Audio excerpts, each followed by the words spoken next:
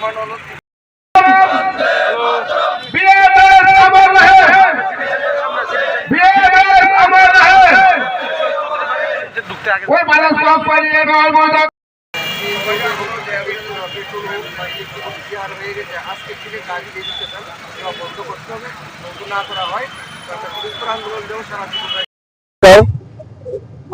আমাদের ওয়েস্ট বেঙ্গল পুরস্কার মজদুর সংঘের পক্ষ থেকে বাজাজ কোম্পানির যে অভিযোগ গাড়ি সেল করতেছে পারমিট বিহীন এবং শ্রমিকদের কাছ থেকে পারমিটের নামে 20-30 টাকা করে নিতে আছে এবং শহরের মধ্যে সব গাড়ি এসে জাম করতে আছে সারা ত্রিপুরা রাজ্যে।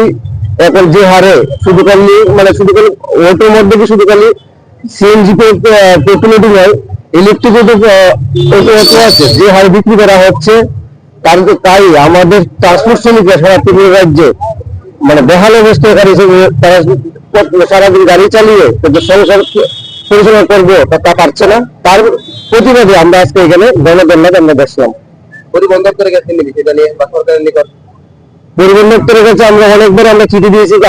আগে একবার পরিবহন দপ্তরের সামনে আমরা ধর্নাতে বসেছিলাম, সরকার কয়েকবার চিঠি দেওয়া হয়েছে, মিনিস্টারের সঙ্গে কথা হয়েছে, তারপরে এখন অব্দি কাজ শুরু হয়নি।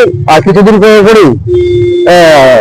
আজকের থেকে অক্টোবর মাসের আগে একবার ইলেকট্রিক অটো যেটা গভর্নমেন্ট নোটিফিকেশন করা হয়েছিল যে আগরতলা শহরে সেল করবে না, রেজিস্ট্রেশন দেওয়া হবে না, যারা আগরতলা শহরে যারা বসবাস করে তাদেরকে হবে না।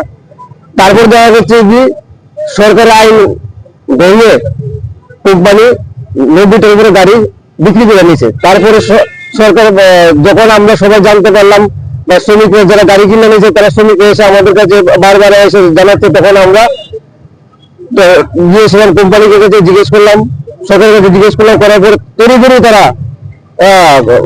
তাদেরকে রেজিস্ট্রেশন করে দিল।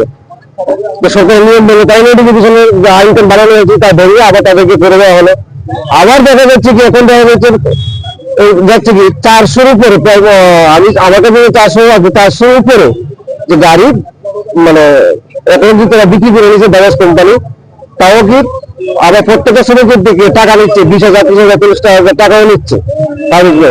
আগে দেখতাম যে দপ্তরের থেকে পারমিট বেরোনোর পরে যারা পারমিট পাইতো তারা গিয়েছে শোরুমের থেকে তারা গাড়ি কিনতো। এখন দেখা যাচ্ছে যে শোরুমের মধ্যে গিয়েছে, শোরুমের মালিকে টাকা নিয়ে এসে পারমিট নেয়, গাড়ি বদল করে গাড়ি সেল করে, এরকম ধরনের ব্যাপার চলছে। তা বন্ধ করার জন্য আমরা আজকে আমরা দেখতে বাধ্য হলাম। আমরা 4টা অব্দি আমাদের দেখা চলবে।